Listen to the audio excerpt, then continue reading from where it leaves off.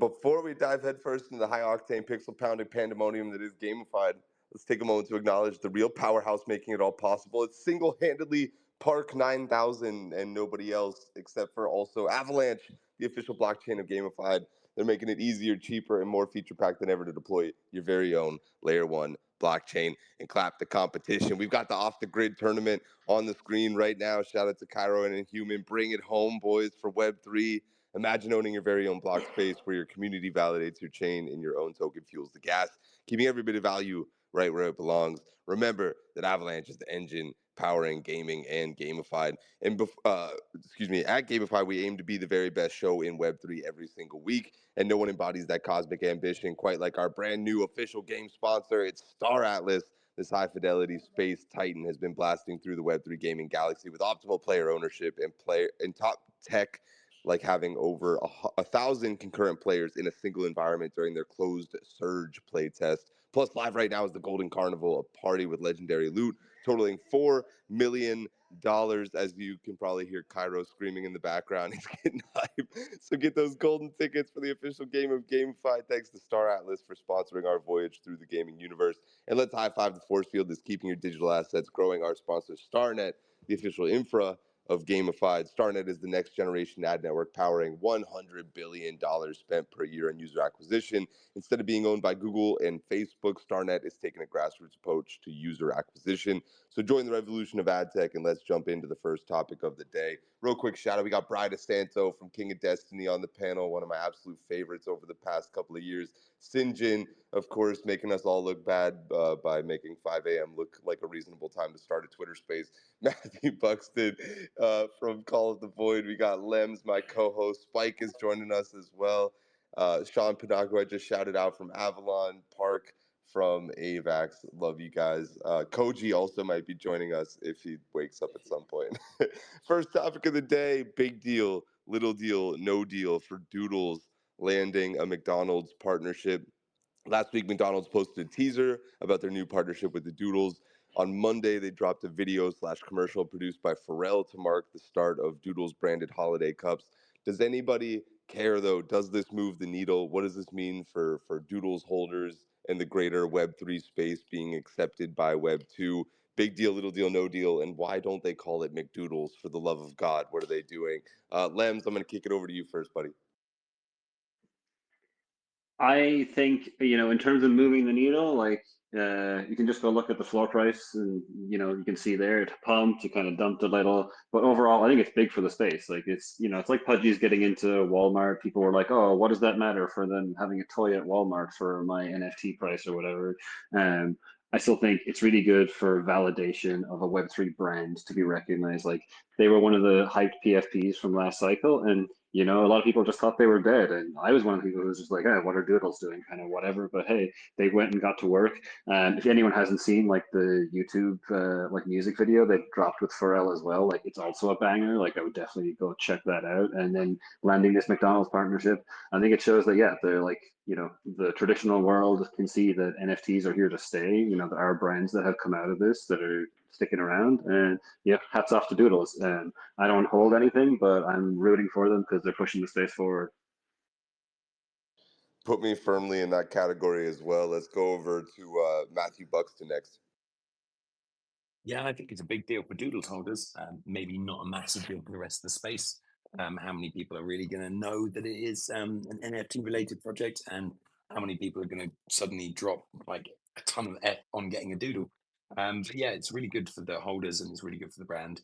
I'm not sure it's awareness, but it's just fantastic seeing an NFT project still surviving and surviving outside of the space. I think it's good for them, and more power to anyone who can do it.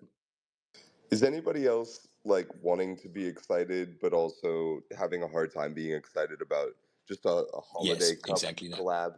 It's like it's not that cool, is it? No, I posted a tweet after they did the teaser where I was like, guys, what if it's like a pop-up shop at Art Basel where they do like a Doodles themed play palace and they're like giving out Doodles themed meals or whatever. Like that would be something that at least physically would be unique, and I think people even outside of the space would come to that experience because people like McDonald's, like people collect Coca-Cola merch and stuff like that. I could see that breaking out a little bit, but people are just going to look at a holiday cup, and that's not going to convert people to NFT NFT holders anytime soon. I don't think. Maybe I'm wrong. Brian DeSanto, tell me why I'm wrong. No, I think you're totally right. I think, does it move the needle? I don't think so in terms of pricing. You can just look at the NFTs. They've moved a bit, but not really. I think this is one of those things that I look at the merch, I look at the partnership. It's cool. I would like to own some of this, but I have no desire to buy a doodle afterwards. And I think that's just generally how I've felt about IP overall. The idea of having figurines or plushies or activations, IRL with these big monolithic brands, I think is a feather in your cap, as a builder. It's a big moment. I think it probably can signal that you've arrived to some extent. But, I think beyond just sort of ass padding of the team, and the accomplishment, I don't really know what it does for holders. And I think that's ultimately what I go back to. I think people want number go up to some extent. They want financialization. They want more people to buy their NFTs. And I just don't see McDonald's consumers coming in and spending 7 or 8K, on a PFP JPEG. So again, I think it's definitely maturation of the space. You love to see it. For King of Destiny, selfishly, would love to do a badass Burger King collab. We have some fun ideas. But beyond that, as sort of a landmark moment, it's sort of a miss for me otherwise. You're already planning on the Burger King collab. I love it, dude. I'm gonna go to Sinjin and then we'll tag in Dub. You little children. What the fuck, man? It's fucking McDonald's, man. Jesus Christ, we talk about mainstream awareness or whatever like that. This is as big as it gets. It's bigger than fucking Walmart, in my opinion, in some respects. And the fact that it's, national, I think it's unbelievable. Good job for them. The integration with NFTs and stuff like that. I mean, we're always talking about the tech being hidden behind the scenes or whatever like that. This is showing mainstream adoption of the tech without calling it out as tech. And wherever it happens in terms of like, your bags and floor price and stuff like that. No offense, Brian, but that definitely takes a backseat to the bigger picture here, and what the significance is the fact that it has a mainstream collaboration, and nothing is fucking more mainstream than McDonald's. And I think President-elect Trump would agree with me on that. Big Dub, what do you think, buddy? Do you agree? Yeah, I mean, I feel what Sinjin's saying, but I think McDonald's is the devil at the end of the day, spreading sugar across the world. It just drives me absolutely You're eating McDonald's bonkers. in fucking Manila. And no, fuck you, Sinjin. And these are just cups at the end of the day. It's great for the IP, but like at the end of the day, I want to see better companies doing this stuff. Great for the space, great for all the wins, but let me get some healthy organic food distribution. Thanks, Whole Foods. The Shrapnel Erewhon collab is going to be legendary. I look forward to that. Looks like we're through all the hands on that one. We're going to move on. Are the days of 10x mints in Web3 gaming over? We were thinking back to Overworld because it was exactly a year ago, I think, that we had the Overworld mint that kind of broke the seal on Web3 gaming NFTs coming back, people getting excited about it. It was a 0.15 ETH mint price, which felt really expensive because we were just coming out of that bear market. But they opened at 1.5 ETH, showing that it was indeed a bargain. It was a 10K collection. But this got us thinking about, like, have we really seen a Web3 gaming mint that's supported that same sort of idea of being able to sell that kind of collection out? And we really haven't. So is this something that's going to come back? Is the price of Bitcoin going to drive a bunch of people to make interesting decisions like this and things being, crazy values again in Web3 gaming? Or is this just something that we're realizing that Web3 gaming mints simply don't have that kind of value and we can't give it any kind of utility that can sustain that sort of value? Sinjin, I saw the hand go back up right away on this one. Curious to hear your thoughts. I think the industry has matured. So in terms of speculative, just full on, like, here we have a lot of botted Twitter numbers and vanity metrics. No, but in terms of where the space has moved, I mean, like, if a game does something like what Off the Grid does and does the full on full court press marketing Web 2, and then they would do the mint. I don't think it's out of the realm of possibilities, 10, 15x moving forward. But the gameplay has changed in the sense that if you're just going to compete for attention, we're competing against dogs and AI coins and shit like this. No, in that paradigm. But where the industry has moved, and for Web3 games specifically, and us delivering fantastic games with like solid mainstream marketing, absolutely, it is in the cards in the future.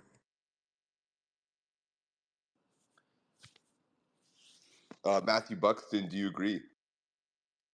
Yes, sort of. I just think that, Overworld, like, if you look at their latest thing, they got a pinned tweet from June. What's that actually mean? Like, did the game come out? Is it making shit tons of money? I don't know. I haven't heard of them. I haven't seen them. And to be honest, like whoever bought that is probably fucked. I think selling stuff before you've got the game out is a great way to raise money. It's like it's a good Kickstarter, but it's so overdone, it's so overused, and to be honest, I wonder the amount of marketing now because the space has got more efficient. Things have moved further. There are better services. The calls are more expensive. It used to be back in the day, you could just literally give a bunch of free NFTs to a bunch of calls and they would shill hard for their bags. But now it's not only that, it's like, give me the NFT, give me like 10 NFTs, like pay me as well. Pay me on top of the NFTs, pay me for a full content thing. And I'm also a call manager now. So you're spending like, I don't know, 30, 50K before you've even like got past giving out 4 NFTs. I just don't think it makes a difference. I don't think anyone gives a shit about the people selling stuff before the game is out anymore. We're just too wise to it. We've seen so many games that have made that money from the community and then not managed to deliver because a lot of games are trying to bite off too much than, too more than they can chew. It's absolutely crazy.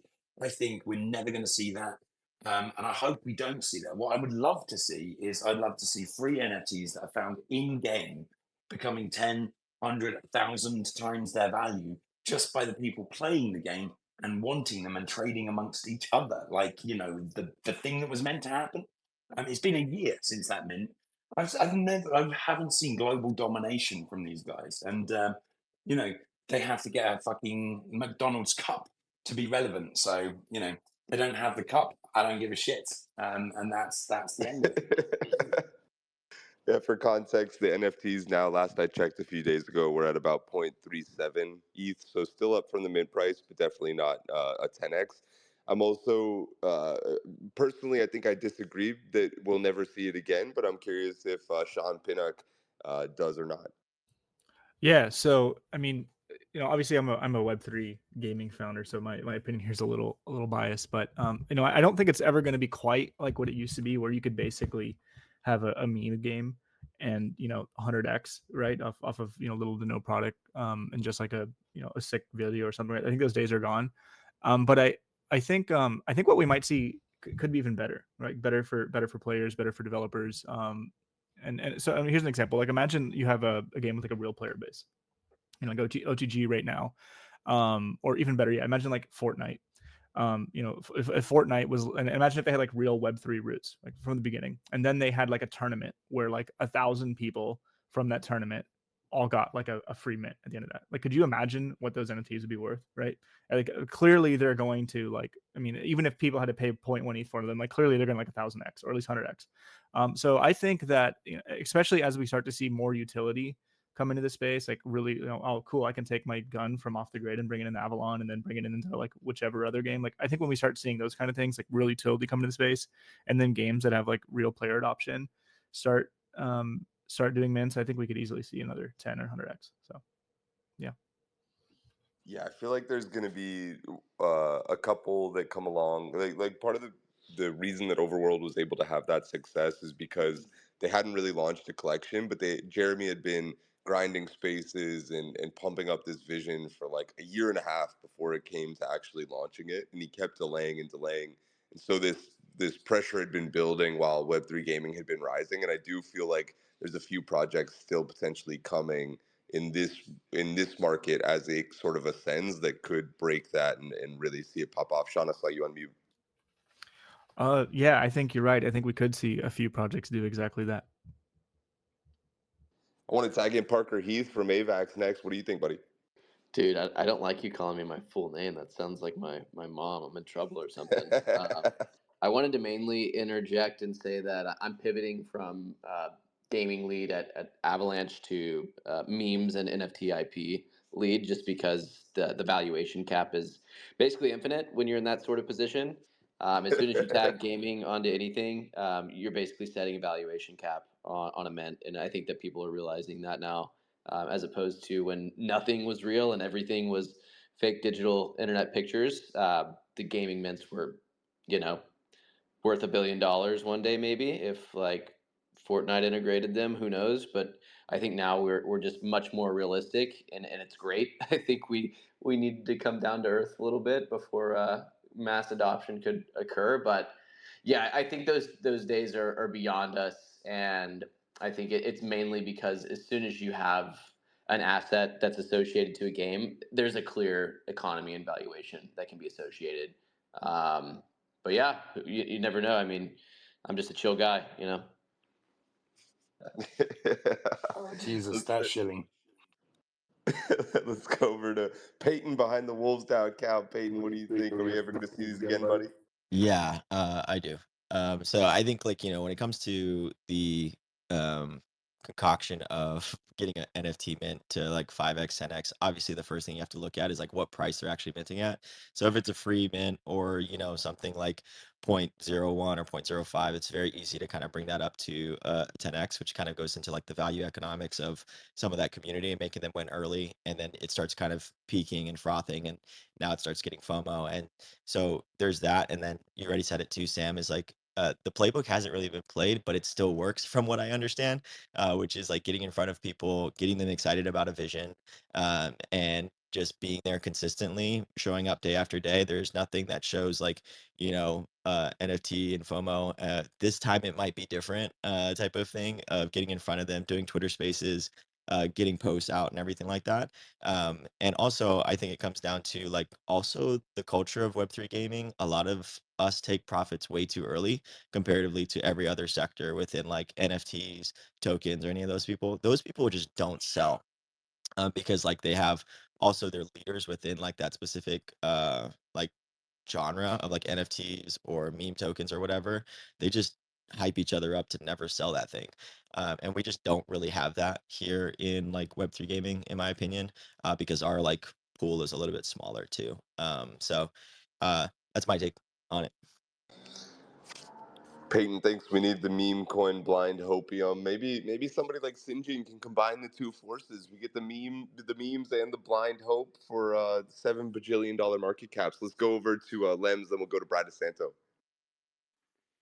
Yeah, something I think is really interesting is when we're so deep in everything here, I feel like people suffer a lot from recency bias. It's like what's happened in the last few weeks or months and thinking that will happen ongoing. Like I'm with Peyton. I think we're definitely going to see this time happen again where you see these 10x mints. Like it's a really good point too on the mid price. Like if it's a lower mid price, it's obviously easier to have a 10x. Something like Overworld, I think it was like $300 was about the price when it minted in USD, and yeah, opened 10x out the gate. So that's pretty nice gain that you make there. But I think we're going to have this euphoria come back, and it's just like not being on gaming right now. It's really just attention has been on memes and things, right? But we know this market is cyclical, and as much as we're a fast moving industry, like people don't change that quickly. People like, there's a reason trends exist and cycles happen because people are just like so predictable and fall into the same trap again and go through the same thing. When we have real retail money rolling back in here and not like we have right now, that's when I see really, the true euphoria to happen and people thinking things are going to go to absurd prices. I really like that point Peyton made too about the meme coiners like die hard holding.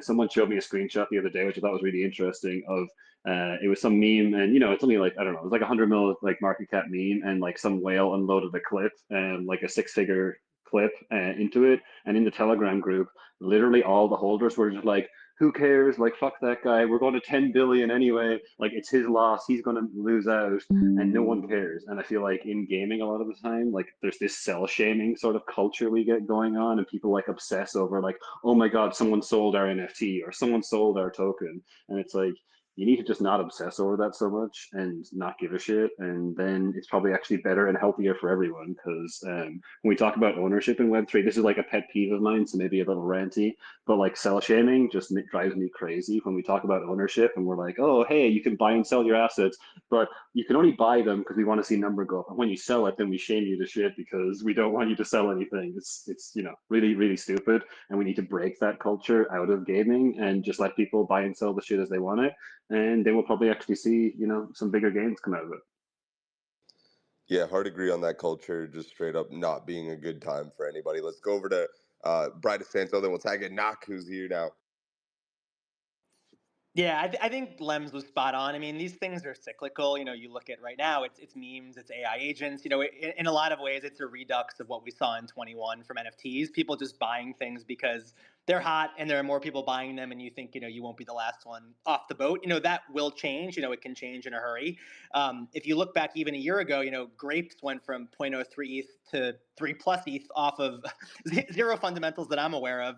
Overworld did the same, I think, obviously on Jeremy's legwork, but also a lot of Binance hype and, euphoria. I think we need a big gaming win, frankly, and maybe that's off the grid, maybe that's another. But I think once we have a big gaming win on the token side, I think you're going to see that trickle down throughout the space because, for better or worse, most gaming NFTs have become either token vouchers or token staking, components. And I think that's where a lot of the value has, become derived from. So I think you have to look at the token landscape. You look at Super Champs yesterday, you look at Blast Royale, you look at some others lately that I would say have underperformed relative to, some people's expectations. We're not getting those frothy launches that are automatically at, 500 million to a billion FDV like we were seeing in Q1 or Q4 of last year. So I think we need to see a shift in the macro, in gaming overall. It feels like we're very much lagging behind, DPIN and memes and some other sectors. But, I think no doubt, in my mind, early 25, into 26 feels like the time. I mean, there are so many high quality teams that have been building for the last, couple of years that have yet to launch a token, have yet to really unleash their marketing plans, have yet to really unleash their GTM.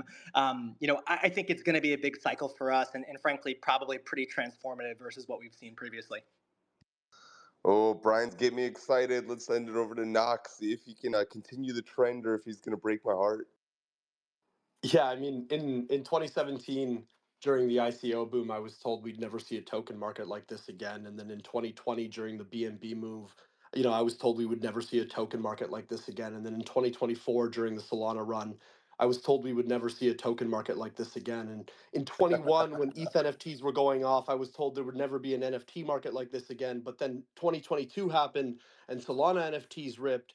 I mean, I think if you've been in the space for longer than 12 months, you've seen 3 cycles. You've already seen this play out. We know that these things are cyclical. Earlier this year in Q1, gaming had the largest, disproportionately large amount of money being funneled into KOL rounds and pre-seeds and all kinds of bullshit. That's how we saw things like Portal and Block take off in the direction that they did. Now, those two had wildly different outcomes, but the point is we saw this happen earlier this year with gaming. Anybody who says this is the last time we're ever going to see something like this is not looking far enough out. You look at something like Bonk, right, which is the largest meme coin on Solana, which is the place to trade meme coins right now, and they've got just over 800,000 holders, or less than 1/3 the size of the 50th largest city in China, right? We're talking about retail coming into this space. Retail has not even begun to enter the space. Something like Chill Guy, which has exploded in terms of total holders over the course of the last 48 hours, has seen 80,000 holders, or roughly 32,000 holders come from something like Moonshot, right? So that's your retail buyers, people on Moonshot. We're talking 30,000 holders, and Chill Guy fucking ran to 500 mil. This is cyclical. The market is always cyclical. You're going to see rotational capital. People will take profits from memes and they'll put into other things. And the other things that a lot of these people are talking about are sectors like DePIN and DeFi and gaming. So whenever everybody gets bored of the gaming space, And there's something that changes the narrative. There's a catalyst that happens. In the case of BNB in 2020, it was SafeMoon. In the case of what really kicked off the Solana market, I would say, depending on who you ask, it's either Bonk, the airdrop in 23, or it was really the drop of GOAT that sort of kicked off this most recent pump. There's going to be a game that comes out that melts faces with the quality of their gameplay, that gets people excited about their assets. Their asset prices are going to pump real fucking high, and then there's going to be a run on games like there always is in every category in the space. The market is cyclical. We're nowhere near mass adoption yet, and in 6 months we're going to have this conversation again when gaming has had its time in the sun and has faded, and then people are going to be like, is gaming ever going to come back? And the answer then is going to be absolutely again. I'll see you there, Knock, and I'll ask the same question because I have short-term memory loss. Let's go over to Spike. Spike is here with us in real life. Yo, guys, I'm hyped up. My voice sounds a little crusty, but like, I just want to say I'm fucking locked in. Like, we're in Manila, and then Bitcoin at all-time high. I don't know if Web3 gaming is inevitable quite yet, but freaking Wolves now is inevitable. But I have to say, yeah, gaming sentiment is low. We might not have gaming retail per se, but the gaming, I mean, retail is in meme coins right now. And I think when narrative shifts to gaming, when they start selling products or visions that people really get behind, I think a lot of those people will move over to there and they get hotter. So I don't know when that'll happen, but I know without doubt gaming's going to bring masses. But a lot of the speculators that are bidding on memes are probably going to be, flipping nodes and NFTs for gaming. So I'm actually super bullish. I think it's hard to believe it now because, oh man, gaming doesn't make money. But like, you buy and invest when games are all-time low, and like there's just so many great products coming out, and that's what's going to drive mass adoption to learn crypto. And I think once the narrative shifts where it's more pro crypto, we're going to see people be more open to those opportunities, and it's going to take some time. It might be months, it might be years, but it's going to happen really quick. We've seen this happen time and time again. And why do NFT prices, why do floor prices, why token prices? It's because you have long conviction holders. Most recent examples of this is probably like the OGs with Ronin. They just always they live and die by Ronin. They're going to continue to support any project token. We've seen this happen again with Zai. Um, I want to say today the game is probably another example of probably like a most recent NFT drop that we've seen like people just hold. Because again, like people buy and sell these things, not just to join community, but like, the point is to make money, right? If you're holding, expecting a higher return. Right now people don't see it because gaming is just not hot right now. But without a doubt, as we see more people come in, the narrative shift and more of these meme coin traders flipping, whatever gaming is coming out. And again, I don't have no clues to happen, but it's inevitable. Like Sam always says, Web3 gaming is inevitable. Today the game is actually a great example because they went free mint and ended up going from free to 1.3 ETH, I think. But it was only a collection of 700 or something like that. So much different scenario. However, similar, like it was a big gaming NFT, which is the topic here. Let's go over to Matthew Buxton and we'll tag in Peyton again. Yeah, I do believe like people are correct when they say it's cyclical. But I'm also aware that, we've been saying for the last 2 years, the next quarter is going to be when all the crazy games come out. The next quarter is going to be when all of these games come out.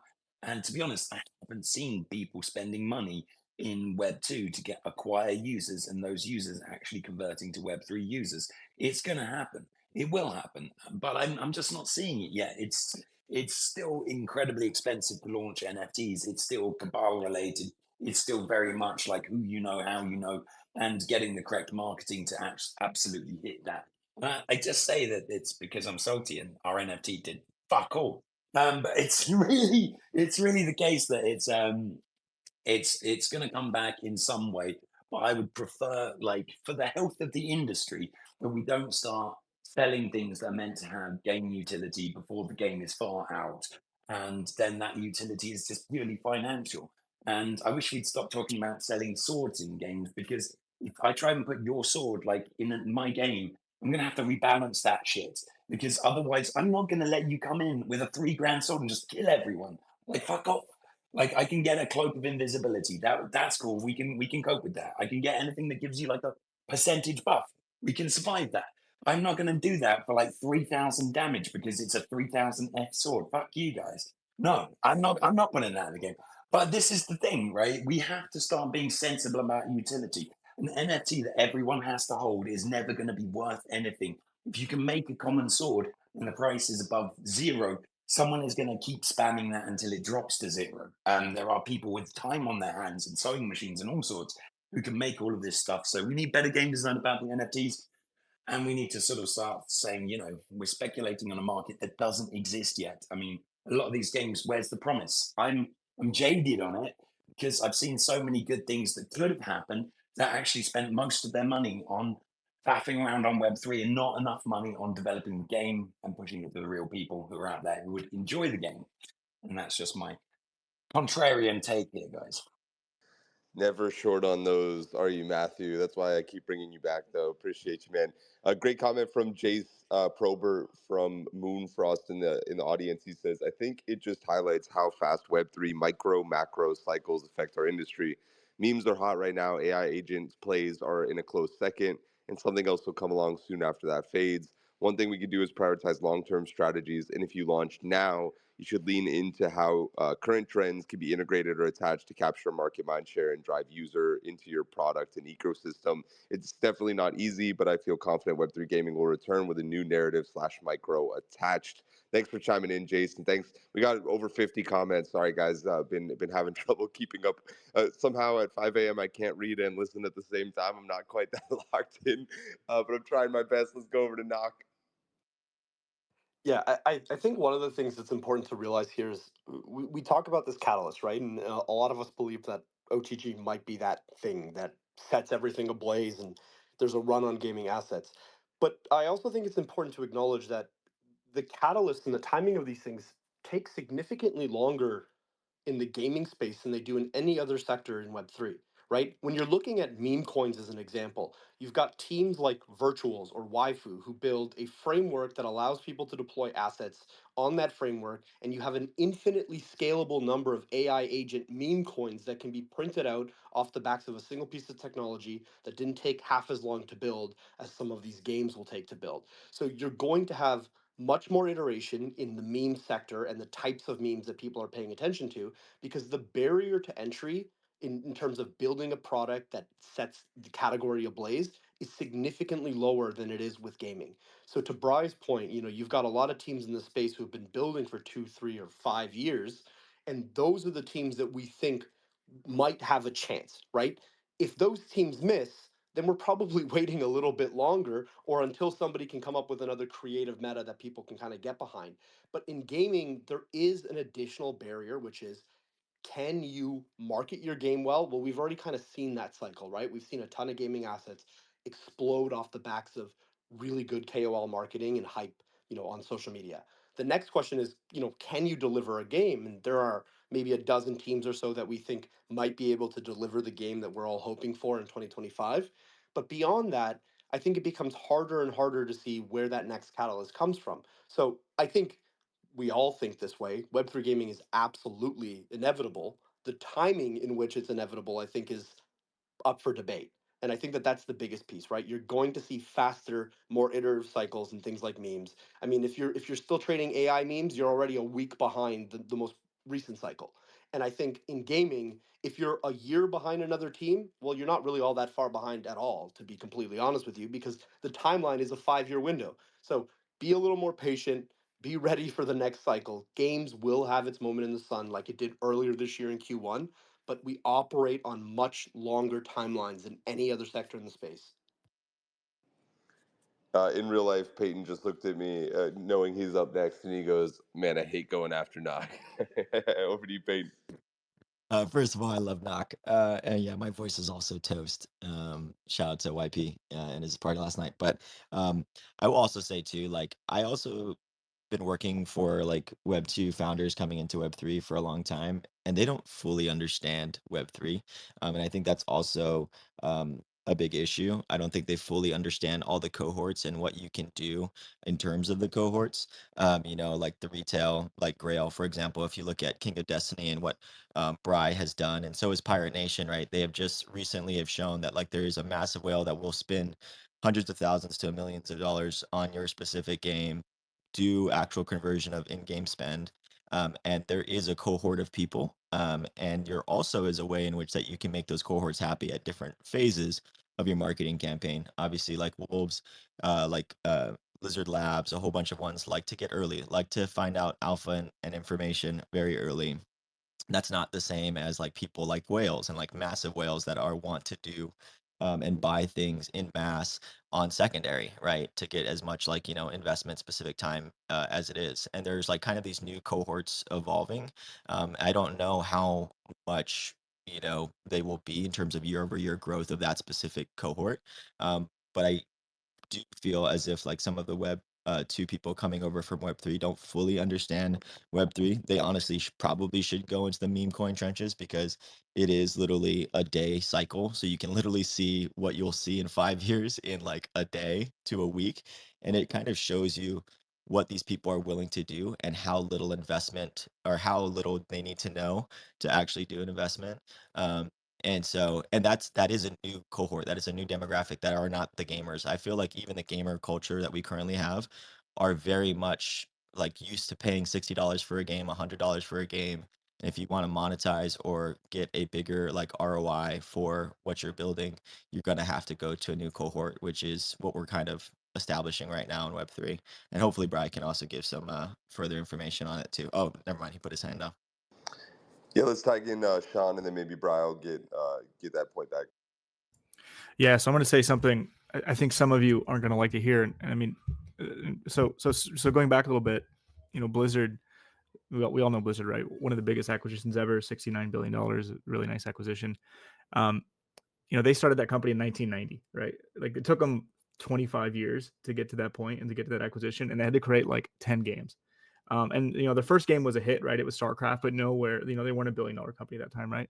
And it takes an enormous amount of time, to make a great company, not just make a great game, but like to build a great company. Usually it takes several consecutive games, and really we saw a lot of capital come into the space like 2.5 years ago. So like we're super, super early. But I think what I like to do, my frame of mind, and I do love a good meme coin, don't get me wrong. I'm in on a few of them, so thank you meme coins. But I think my frame of mind is, the reason I got into this space to begin with is because I thought, Ethereum was really dope. I thought Bitcoin was really dope, and like digital sovereignty is like a really cool concept, and that's something that I think is really, really important as the internet continues to evolve, especially with AI. And I go back to my roots as to why I started building in the space to begin with, and that's because I think video games are a perfect use case for Web3, right? Like I think digital sovereignty in games makes a lot of sense. I think actual digital ownership makes a lot of sense. I think longevity of my items makes a lot of sense. Asset interoperability makes a lot of sense. There's a ton of like real use cases for it. And I think when people see those things start to come online over the next decade, we're going to see some major shifts in the space. So that's just my sort of like technology POV. I'm not really like the market POV, but from a technology perspective, I'm a strong believer in Web3 gaming. It's inevitable. Let's go, Sean. I'm going to send it over to Peyton real quick. He said he had one more thing he wanted to tack onto that. Then we'll go over to Brad DeSanto. Yeah, I just wanted to add on. I just wanted to add on to Sean's point of that, and also Matthew, you also said something about not wanting to bring in an asset that has like a $3,000 asset and like do a buff and all that stuff. I do think whenever a lot of the innovation for Web3 comes from blockchain and actually reading things into people's wallets, but not really converting that specific piece into the game, but giving them a specific, skip the tutorial for having that specific asset, or doing specific things that like really make that, oh, this is like my premier avatar, because they hold Lizard Labs, they hold like a Wolves DAO SBT, they hold Avalon assets, they hold Average Saga super champs. Like this person is a super user, let's get them in. And like I think for me, marketing is a huge innovation within blockchain that people don't really talk about. And I think I do migrate. I don't like the bring my asset into the game, because it's so hard on you guys in terms of dev costs, and like what's the ROI. That's going to take so much engineering cost to make this one person happy, versus like, okay, this person spent $3,000 on an asset, they logged in, let's give them a crap ton of like currency to get them hooked, because these people are probably going to have a huge ROI in the future, right? So just want to back up Matthew and also add on to what Sean was saying too. Yeah, let's send it back to somebody who's operating with one of the hottest gaming NFTs in the world right now, Brian DeSanto from Infinigods. Yo, I think we need to be really honest about time frames and horizons. And I think Sean said this so well. It takes a fuckload of time to build a good, complete game, and it is a extreme mismatch for the attention spans and the desires of crypto Twitter. Especially when you get to things like meme coins that operate second by second. You're probably not going to capture the attention of meme coin traders, if the investment horizon is, months or years, in time. And I think that's okay. I think what you have to be doing, though, as a legitimate project is saying, what, I'm going to build a certain way. I'm going to nourish the community. It's going to take me a bit, but I'm going to reward those early users over and over and over again in spades, take them along the journey. And then when things hit the powder keg and explode inevitably, 1, 2, maybe 3 years later, you'll have that rush of meme coin traders and crypto Twitter and more of mainstream rushing in, to pour on top of the people that have been building, for a year plus. And I think that's typically, what I see out of the top communities in gaming is, you have this bedrock or foundational group of 500 to 1,000, maybe a few thousand players and holders that, are really your rock. And then I think as things gain popularity, you stack value on top of value on top of that. But I think you just have to be comfortable taking that approach and then being strategic about, when do you turn on the marketing spigots? Because I think a lot of teams go too early. They launch tokens prematurely. They launch GTM too early. And I think it can burn them because then all of a sudden, you've played the hype game. You've tried to attract, the speculative market. You've tried to attract the number go up crowd. At some point, unless you're just buying back token infinitely, the music will stop and the number is going to go down, if you don't have product and real user base and growth to propel that sustainably. So I think it requires immense discipline. You have to be honest about, how are you building? How are you harnessing hype, and what are the right times to release certain things? I think, we'll see a couple of teams that have been approaching the space that way, come to market, I think in the right way, quote unquote, probably next year. Great stuff, Bri. I'm going to send it over to Knock for the last word. Nope, just Twitter Spaces not letting me put my hand down. Incredible. We're going to move on. Real quick, I do just want to say, sometimes people ask me why we do topics like that because I don't like talking a ton about price, but I think it shows in the 30 minutes of that dialogue on that topic how much a starting point like that can evolve into such an interesting topic, especially whenever you get this many smart people in the same room. So I really appreciate everybody's willingness to not just look at the surface level of like, is it going to 10x, but actually going into the meat of what it is to be a gaming NFT in this market and how we're evolving as a culture, but also kind of the same. I thought that was beautiful. Excited to listen back whenever I have more than 3 active brain cells. Off the back of that, though, we're going to move to something that's a little bit lighthearted, but kind of sad at the same time. 200 Bandai Namco employees were moved into rooms designed to bore them into quitting. What is the word? Reportedly, Bandai Namco put up to 1,300 employees actually in quote-unquote expulsion rooms to encourage them to resign. Allegedly, these rooms are designed to make employees feel bored or socially isolated, assigning them to minimal or irrelevant tasks. The strategy takes advantage of cultural pressures and frustration to encourage staff to accept severance packages. Bandai Namco, of course, denies these claims, stating that no such organization or system exists in their community, in their company. And apparently, these methods are not necessarily new, though. Between Japan and France and some other places, that it's kind of difficult to just fire people outright. So, what's the word for this happening? I'm going to send it over to Sinjin first.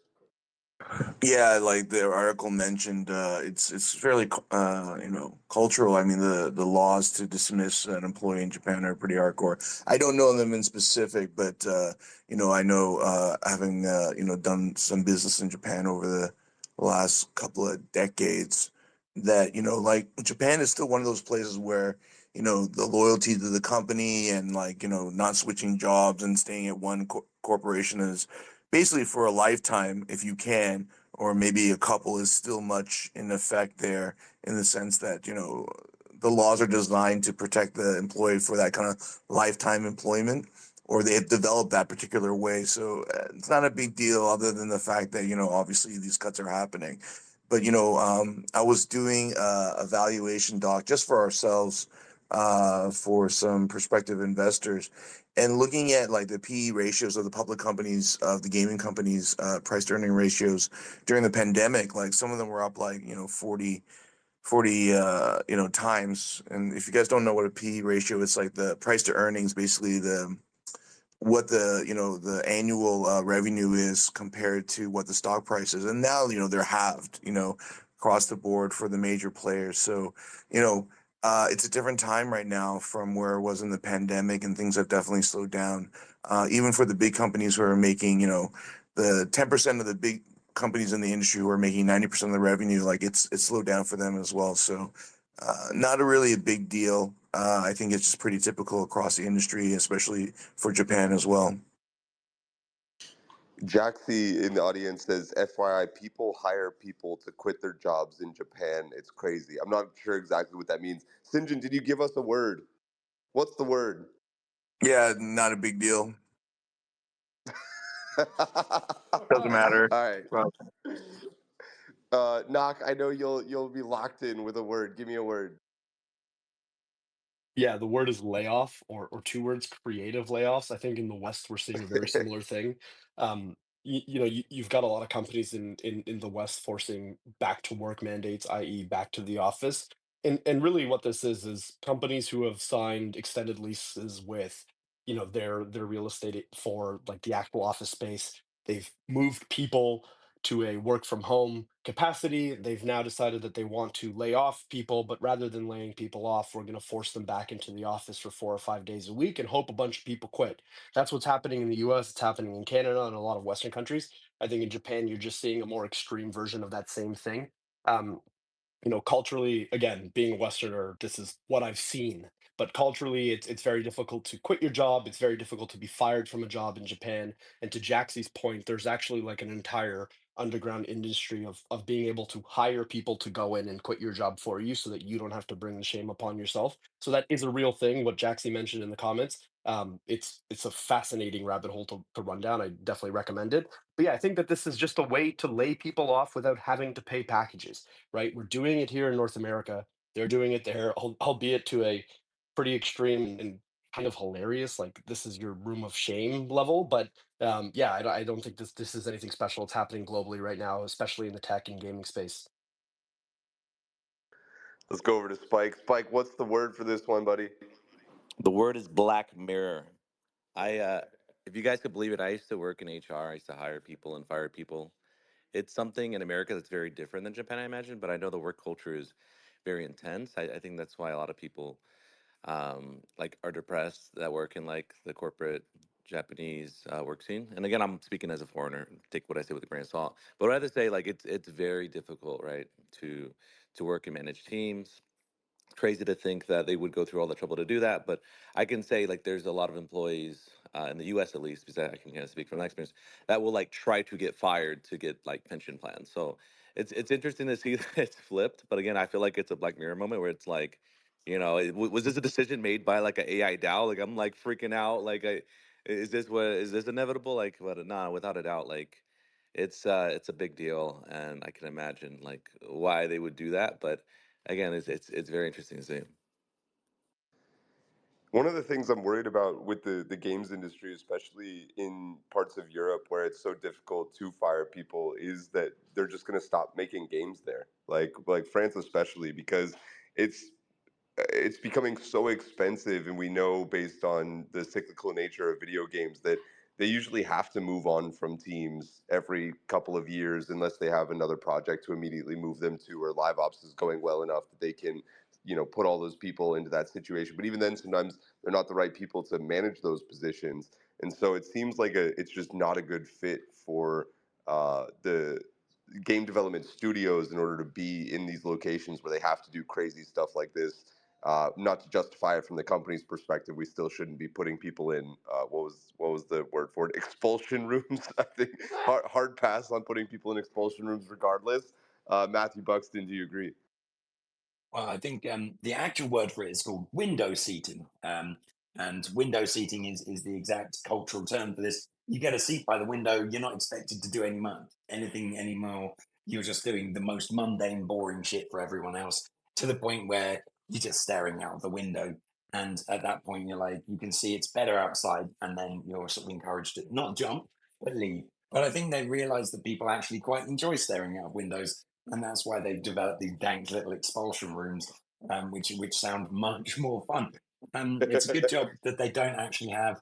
The thing is, if they had ADHD medicine legal in Japan, then the expulsion rooms would probably work a bit better. If you've got ADHD, you can just sit in a blank room, stare at the walls, and be happy. So they can't get rid of all of us. But I think it's just one of these things that it's a post-COVID hangover. Games got really big. It's still very expensive to market games. Marketing is high, and inflation is globally quite high. So there's a lot of sort of discretionary spend that isn't happening that maybe it was predicted to have. So slimming down the employees by letting the fat trim itself, I guess, in an expulsion room it's funny. Like, you still have your job. We're just going to make it slightly unpleasant. It's like The Good Place, if you've ever seen that one. And they're just going to start changing the ice cream machine to serve frozen yogurt instead, and make the coffee a little bit cold. Like, I think that's hilariously Machiavellian and super polite of doing it. But yeah, sad for those guys in the expulsion rooms, I guess. The Good Place is such a great comp. If nobody's watched that show, it's so accurate. Let's go over to Knock. That show's ridiculous. Just to your point, Sam, about it being difficult to build games in certain regions of the world, I think that, Supercell, a little bit of a side tangent, but Supercell is a really strong example of an exceptional team who can operate well regardless of macroeconomic conditions. They recently just scooped up a couple of studios in London. They're planning to open up a Supercell London, which I believe would be the first time they've actually ever had an international dev site. They had something in San Francisco, but believe that was from a marketing perspective, and they're gearing up to go public, right? So yeah, it might be difficult, but in a time where a lot of teams are having this post-COVID hangover, revenue is down for some of these teams, you still do see outliers like Supercell, find success. So I'm bullish on the fact that good teams are still able to do well, regardless of whether or not it's difficult to move on from certain people, or whether or not revenue's down across the board. Quality teams will continue to be quality teams because that's built in their DNA. Great stuff, Knock. As we reach the midpoint of our show, I just want to tell you guys to go watch Cairo, go support the boys. Web3 Gaming is taking off on Twitch right now, over 130,000 concurrent viewers, tons of esports icons right now, gaming on Off the Grid. They're on Game 3 right now, Cairo, and the boys already bringing home some cash. Match 2 wasn't quite as good, but we're trying to support as much as we can. We got 10 of the homies in the living room watching at 5 in the morning, making sure that we're giving Cairo and Inhuman some love. But with that being said, it's also time to give a massive shout out to MVP of our show. It's Avalanche, the official blockchain and gamified. While others are banging their head against the wall trying to make blockchains work, Avalanche has cracked the code with AVAX 9000, making deploying your layer 1 smoother than ever before. But why stop at just any blockchain whenever you can have your very own? Because Avalanche, you're not just playing by somebody else's game, you're setting the rules. It's not just a pipe dream too. This is the reality that Maple Story, which I was playing last night at Yellow Panthers event, is already experiencing. They also have solo leveling, T1 esports, Off the Grid, the California DMV, by the way, all on Avalanche Layer 1s. They're creating custom tailored gaming experiences free from the usual developer headaches. Thanks for being the official blockchain and gamified. Love you guys. And as we reach the midpoint of our galactic mission, it's time to highlight an essential part of your gaming arsenal. It's StarNet, the next generation ad network powering $100 billion spent yearly on user acquisition.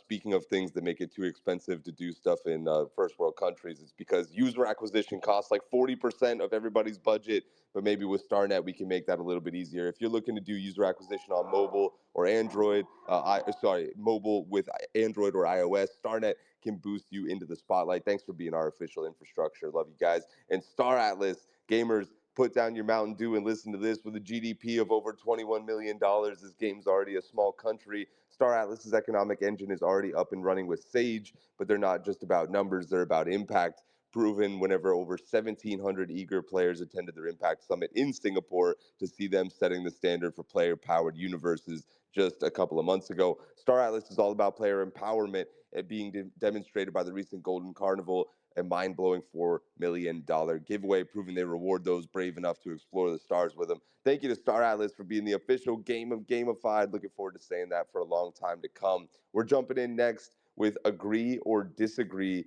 Riftstorm is the next big game. Riftstorm has created a lot of buzz on the timeline because here's some stats from their October playtest. They got 110,000 downloads.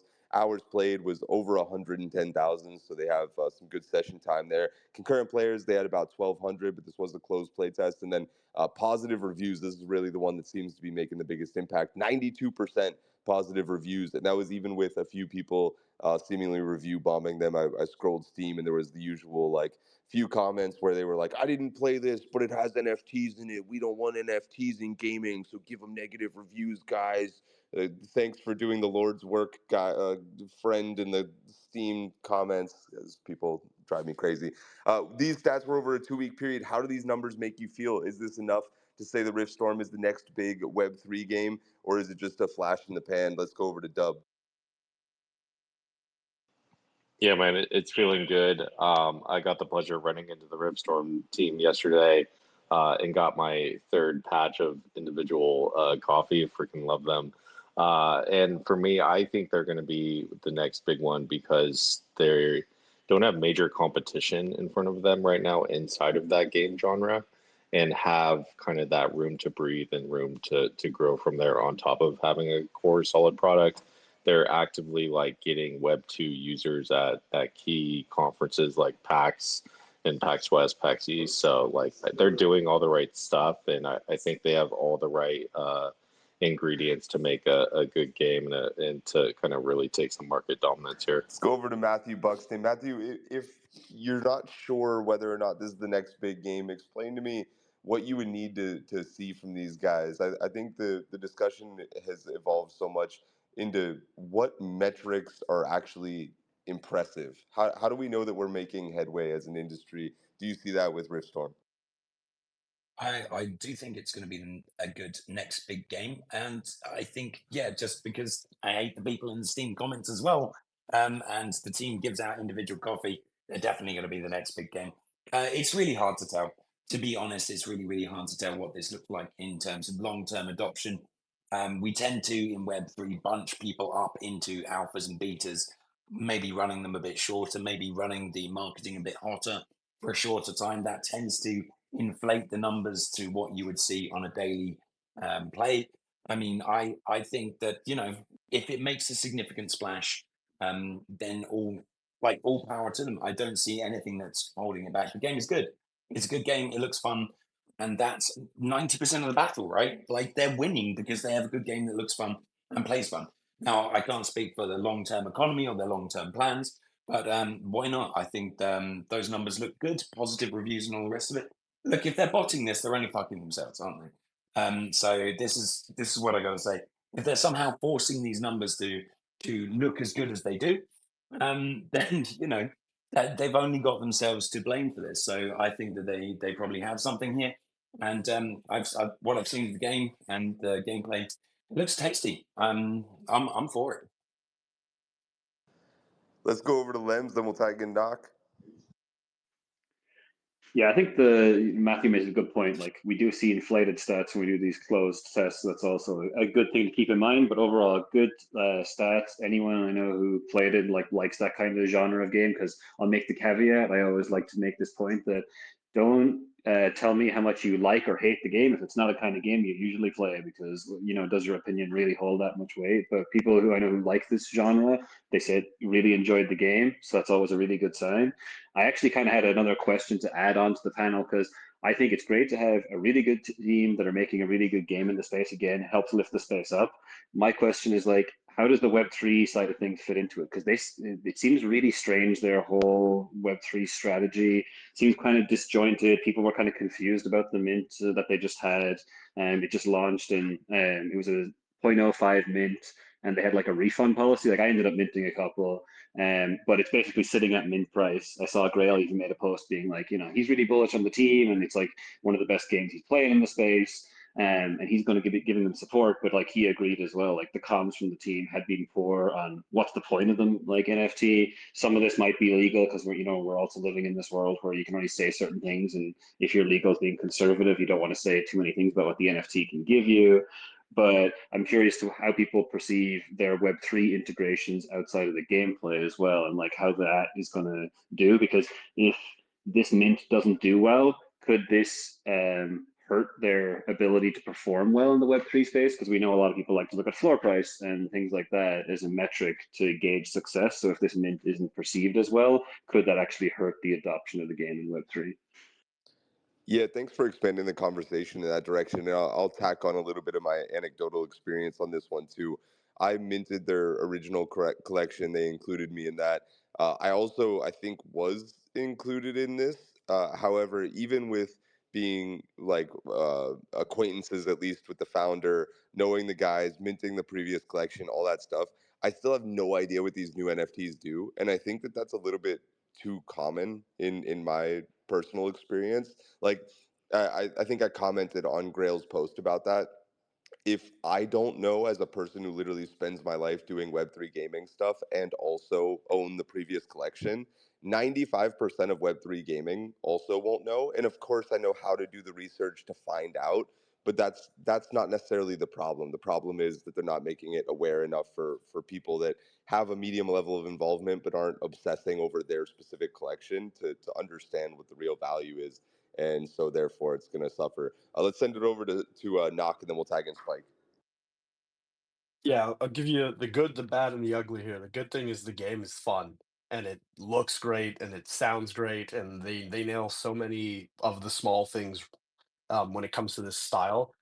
People love roguelites, they love shoot 'em ups, they love games that combine the two of them, and there's something to be said about the simplicity of just running into a dungeon and blowing shit up. It's a ton of fun. They do it really well. I think that from a gaming perspective, they've nailed it. The bad side here is obviously from like a Web3 integration POV, the fact that so many people on this panel who literally day in, day out spend 10, 12, 16 hours a day on Twitter and in this ecosystem don't know what that asset is for. That's obviously a clear issue and really on the side of the marketing side there, right? We need to have better communication around what these assets do. Even if it's purely a speculative vehicle, there are ways that you can communicate that without saying it in so many words. So I think that the fact that nobody's got any idea is a major problem. The ugly side here is anybody who is using playtest metrics to kind of like concoct a vision of what this means for the game in the future, right? When a team is like conducting a playtest, we don't know what the objectives of that particular playtest is. So whether it's 500 players or 500,000 players, you and I have no idea the amount of success in that number, right? We don't know what the objective is. We don't know if they're load testing. We don't know if they're testing specific mechanics within the game. When Deadshot or whatever the fuck that game is called now, I can't remember, the one that's being produced by Valve, Deadlock. When Deadlock first came out, they brought me and a bunch of professional players in the esports space to test this game out. There was maybe 100 of us playing the game, and they found it a massive success. Whenever anybody mentioned Deadlock, people are like, yeah, but only 100 people are playing the game. Well, you have no idea what those 100 people are doing. They wanted to test the balancing of that game with the absolute upper echelon of people who are playing that game. When they opened it up and they got 50,000 people based off of invites only, people still complained and said, well, only 50,000 people in an open play test. Well, that's not exciting. But they were testing whether or not matchmaking worked and whether or not load balancing worked. And can we create balanced teams based off the individual skill of these players? So I think anytime somebody focuses too hard into the play test metrics, I think that that's just an ugly look. It's an ill-informed take. And if you don't know what a team is trying to do with that play test, you shouldn't have an opinion on whether or not it was successful.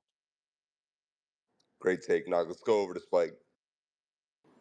Yo, guys, you're flooding my bags over here. I had the Genesis NFT and I bought in the mini Genesis NFT. Now, I wanted to give a good perspective. I love the team, Arif.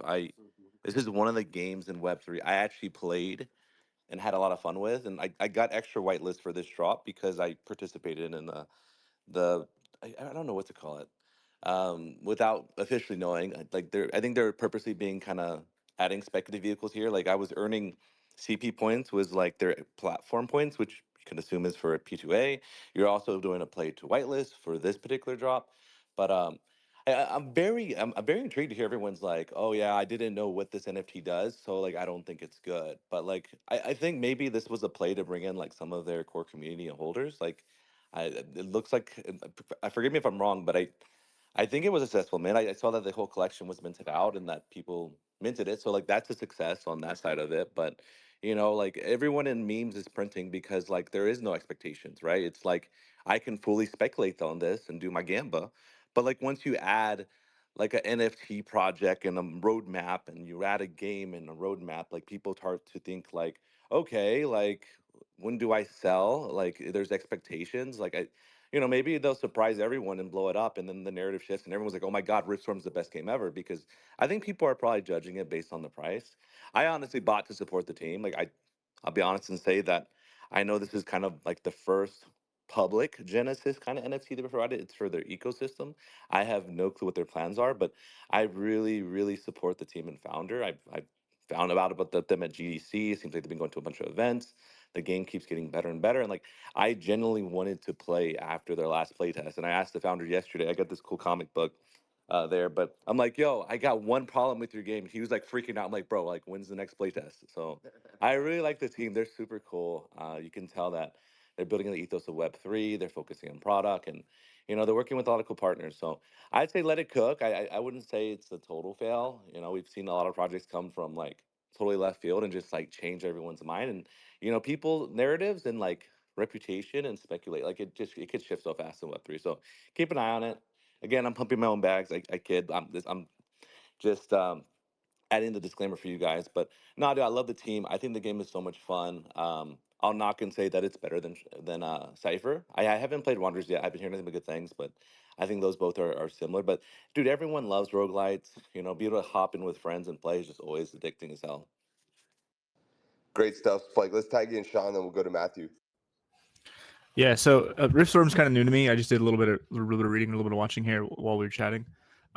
This is a game I'm gonna play. Like this looks like a lot of fun. I hope they do well. Based on everything I'm hearing here. Speaking from my game development background before working on Avalon, I was an indie dev for a long time. And I can tell you like a huge part of your ability to be successful as a game developer is your ability to like build with your community. And I think from what everybody here is saying, like Riftstorm is doing a lot of the right things in the way they're engaging the community and the way they're building alongside their community. And then if they can like maintain profitability and then do that over the course of a long period of time, like I could see them being very successful. It's going to come down to, their ability to engage with like, Web3 economics, how long tail, what's the end game like. But yeah, like this is a cool game. Is it going to be the next mega hit? Don't ask me. I don't know, but it's a fun game and like I'll play it. Now there's something else someone said. They're talking about playtest metrics, and I wanted to jump on top of that for like a self promo moment. It is very true. Like when games are holding playtests, it's not usually for the reasons you think. Like there's very specific reasons typically. We're actually doing some right now, focused purely on creators. Like we want creators. When I say creators, I don't mean content creators like Sam, but I mean like game developers to come in and build with us. If that's you're interested, definitely hop in our Discord. We're like very limited, like less than 100 people doing that sort of thing right now. The next thing we'll be doing is more focused play tests, more like esports style play tests, extreme play tests with closer to a couple thousand people. The goal there isn't like to, hey, look at us, we got 2,000 people playing. Like, no, that's not it. It's like, hey, we want to stress test our servers, we want to test our matchmaking, we want to do these things before we invite 500,000 people into the game. So. Yeah, great points. Awesome to get your perspective from the developer side, Sean. Let's go over to Matthew. Yeah, I'm absolutely bullish on any team that somehow confuses the hell out of Web3 people in what this NFT does. I've looked into the NFT myself, and it seems to be something to do with being part of the community and having sort of more quests and stuff that's just generally in the game and unlocking the ability to contribute in the community in different ways. This sounds like something absolutely batshit that a game developer that actually cares about games would come out with, and more power to them. It seems to be part of their anti-cheating attempts as well. And this I like the fact that they're doing NFTs that have something to do with anti-cheating. I like the fact that they're doing something that isn't like, this is the biggest gizmo of Wabooboo, and it's going to make you $1 million a second, when it spawned 300,000 other NFTs that spawned 400,000 other NFTs. Yeah, all of that other stuff is a bit bullshit. This one actually sounds like they really spent time to think about the utility, consider it, and then the rest of Web3 is like, I don't understand that. It doesn't have the utility of price go up, and now I'm sad and angry. So more play to them. Anything that is confusing and is good for the community and is anti-cheat in some way and allows people to collaborate and get extra quests sounds on the face of it good. Also sounds like a dev nightmare. But yeah, more power to them. If this thing kicks off, then we'll see more people doing these kind of NFTs that relate to essentially proof of existence in the community. And it's good that they don't suddenly go out of the reach of normal people. Like, that's fantastic. I'm actually happy to see that a normal, regular human can buy an NFT that's a genesis of a project that's relatively hyped. That's kind of cool for me. Like, I think that's really going to get people involved. If you can have NFTs for an awesome project that are selling at under $100 and people can get in and get a shit ton of benefits, that's dope. If it goes up into like this is worth $70,000, I don't give a shit about that. Anyone who buys a $70,000 NFT is never going to play that game. I swear to God, they're just going to sit at it and look at it like some big dragon hoarding weird digital collectibles, like on a pile of monkey faces or something. So yeah, bullish on people who confuse other people. That's how I go. All right.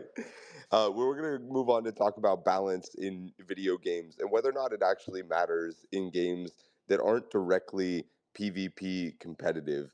There's some drama going on about Diablo 4 saying that Spiritborn may stay broken, not just be broken at the launch, Spiritborn being the new class in the Diablo expansion, if fans really want it to stay this way. It said, quote, should we fix the Spiritborn so that it's closer to balance in other classes, or should we leave it as it is because you're having fun? The question here is really, I mean, even in League of Legends and stuff, which is a competitive game, whenever they come out with new classes, you can tell that they intentionally overtune it. They all have like 57% win rates instead of 50% win rates, and that encourages people to want to buy that class as soon as it comes out. The question is, do you need that same thing? If I'm playing Dragon Age Origins, do all of those classes have to be the same power level, or is it okay for them to be unique in both in their quality and in their shittiness? Let's go over to Knock first. Yeah, short answer is no. They don't need to be unique. I think it's fine to have broken classes in single player games. I think there is some additional nuance though to this Diablo piece. This class and this discussion that the creators of Diablo are having with the community is about whether or not they're going to balance Spiritborn mid-season. It is almost certainly going to be getting a nerf, and it should because it's absolutely fucking busted. It's like significantly more powerful than any other class in the game. And when you're talking about seasons in Diablo, there's a very large group of highly competitive people, and this can kind of skew the balance. It basically only gives you one way to interact with the game, and if you want to be in a competitive POV. So I think something like this is incredibly important. It's really important to try and find balance for your upper echelon of players when you're talking about competitive play and leaderboard play within competitive games. In something like a true single player game, I don't care, man. If you want to hit the dragon harder than you would hit the dragon with another class, go ahead. I think that that's a ton of fun. There's a bunch of different ways to play single player games, but I do think that there should be made some effort around balancing when you're talking about multiplayer competitive games. I also want to sort of add a little caveat in there and say it's not as fucking easy as saying just balance it, bro, because that's a ridiculous oversimplification of what goes into balancing even a single character. If you're looking at something like Valorant, right, and you go to nerf a particular character, let's say Raze as an example, you remove her two grenades and you give her one grenade. Well, now you've changed the way that Raze interacts with every other character within the game. And now you have to find ways to balance those characters in relationship with Raze. So when you're changing the levels or the impact or a certain kit of a particular character within a game, you have to consider how it affects the entire gameplay. So yes, balancing is incredibly important when you're talking about competitive multiplayer titles. It's also probably the single most difficult thing that a game developer is going to do. Find it's an ever changing balance. You've played League, Sam. You know that this is true. Every time something comes into the game and breaks the game, it takes 6 months for that thing to not be broken. But in the process of fixing that thing, you break 58 other things. It's incredibly important. It's incredibly difficult to do. I am pro balancing. Make your best effort to try and fix that shit because Spiritborn is fucking broken. Shout out to the League of Legends spaghetti code. Let's go over to Dub next. Man, just balance it, bro. It's not that difficult. For me, I like the fact that things are broken during this season or that season, and then that team still won because of this meta or that meta. It adds history, it adds flavor, it adds soul, it adds truth to the entire history of it. Like if Blitzcrank was broken one year and like TSM just won because they did that, I think that's interesting. I think that's a good story, even though that's not the perfect story. It's more true. It's more human to this entire situation, and it adds just better flavor overall for the entire history of that game and that esport as it grows and develops. So definitely pro balancing and pro like just owning the shitty times when it's shitty times and just like rolling with it, and make the spirit memes or whatever you need to do to like let the community rally around it and remember it and have it be like a historical moment for the entire longevity of the project. It does feel like there's this base level sense of, yeah, I don't know, I guess entitlement from everybody who quote unquote mains a class. Like if I say I'm a sorcerer, sorcerers for all of Diablo 4 to this point have basically complained about being weaker than everybody else. And I think, Knock, you bring up a good point. People do ladder seasons and they want to be competitive, like proxy competitive. But even the people that don't do ladder are still like, man, it's fucked up that all my friends are able to do like level 120, but I can only do level 110 because I know I'm better than them, but it's because my class fucking sucks. And it's just, it's a weird thing to consolidate that, like, I just, what, yeah, Peyton says he identifies as that person that I just quoted. Matthew, do you think that these people need to, uh, I guess, be serviced, or is it strictly just for competitive entitlement? No, I think, look, anytime you make a single player game, and let's just say you have several classes, you can look at any of the games like Skyrim and all of those kind of things like Fallout. You end up often being in the stealthy sniper shooty because, like, you don't want to go up and get battered by the first rat that hits you. And that class becomes OP. But you never know and you never explore the other things. If you're making a single player game with multiple classes and there's only one default way to play, it's absolutely a waste of time and money to spend like that time programming in all of these other things and all of these classes and skill trees and all of that to play suboptimally. If everyone's going to play in one way and they enjoy that, just enhance that experience and make that even better. That said, there does need to be a sort of, there is always power creep in games, especially say TCGs. And there's like, for example, there's the difference between, does it inspire an unfun play pattern? Like, are the matches really unfun because of this, or is it just broken and can be balanced out in a seasonal rotation? One example recently from Magic the Gathering, they had this card that is basically, it's free, and anytime they print anything that's free to play, if it's in your starting hand, it's very fucking risky. But what it does is it enables you, if you have this card or two of them in your hand at the start, to put them down on the board before any turn. And if you're playing red specifically, you can basically win on turn two, or you lose because that's it. You've spaffed your hand and there's nothing else you can do. And that's an unfun play pattern. And that actually got balanced out of the game in the sort of one best of one match. But on best of three, it's allowed in because you can sideboard against it. That's the tech of bringing in more cards from your deck, essentially, to swap out some cards. So it's really critical if you've got a sort of a very versus PvP that you do take into account balance. But there have to be things that are more powerful than others. There have to be some builds that are good. There has to be some granularity, because the worst is that if every class is uniquely good, if every hiding place has a unique hole in the back so you can never defend yourself, if every match is just purely based on your sort of like your scores and your MMR, then it just becomes very boring. Who wants to play a game where it's 50-50 100% of the time? You feel like skill at that point is meant to matter the most, but sometimes it feels like it doesn't matter at all. You need a little bit of, I don't know, you need a little bit of something inspiring the players to look deeper into your game, but it can't be too extreme, is what I say. So, yeah, granularity is important. It's important to have some stuff powerful, but if it's an outlier, it needs to be stamped on. Great points there. Knock, back to you, buddy. Yeah, I think Matthew Buxton nailed it right at that last piece, right? Outliers on either side of the spectrum need to be dealt with. Whenever you're playing a game, there's always going to be classes or items or certain builds that are uniquely good at specific things. But the problem with something like Spiritborn, or to your point, Sam, the problem with sorcerers in Diablo 4 is that sorcerers are uniquely bad at fucking everything. And the Spiritborn class is uniquely good at the entire game.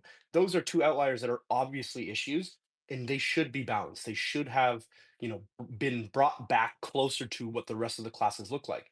But one of the interesting things in competitive play is if you as a developer refuse to balance some of these things, a lot of the times what happens in professional and competitive play in most titles is that you have this thing called the gentleman's agreement. And most professional teams will agree upon not using particular things within a professional match or a competitive match. And if you break that gentleman's agreement, nobody will scrim you. You can't get any practice in, and you're fucked. In Call of Duty, they ban guns all the time. In Valorant, they banned the shoddy, which was like a $200 shotgun, which was absolutely broken for an entire season. And in League of Legends, a lot of the times, in additional to the ban system that they've set up for professional play, there are also gentlemen's agreements on the types of champs that are not allowed, period. So you don't have to waste a ban on that champ, and nobody on either side will pick that champion. Now, these are like the players taking the initiative to balance things. But when you've got a gentleman's agreement list in Call of Duty, I believe it was Modern Warfare 3, the GA list on the weapons that could not be used in professional play was like all of the weapons. Everything was fucking broken for one reason or another. There were like 4 guns that made any sense in that game. And if you watched professional Call of Duty, the CDL during season 3 or during Modern Warfare 3, you only ever saw 4 weapons. And that's not a fun experience for the viewers. It's not a fun experience for professional players. In that case, things need to be tackled. So it's a really difficult thing to nail. Most teams will never ever get balancing right. I don't think that there's a single game on the planet with a perfectly balanced game, but you need to make an ever constant effort to change and manipulate things to make sure that everybody's having as much fun as possible with as many options as possible within your game. You don't want a scenario like we have right now in Diablo 4, where if you want to be competitive, you have exactly one class and one build to use. And if you're not using that build, then you're not trying to be competitive. That's not fun for anybody. StarCraft Brood War is the most perfectly balanced game of all time. Change my mind, you can't. It's solidified. What's the Web3 game? 100%.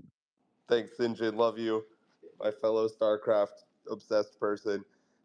We're picking a winner. It's the last the last episode of Gamified before the G3 awards. We're all super excited. The boys were going suit shopping. I heard there's an orchestra.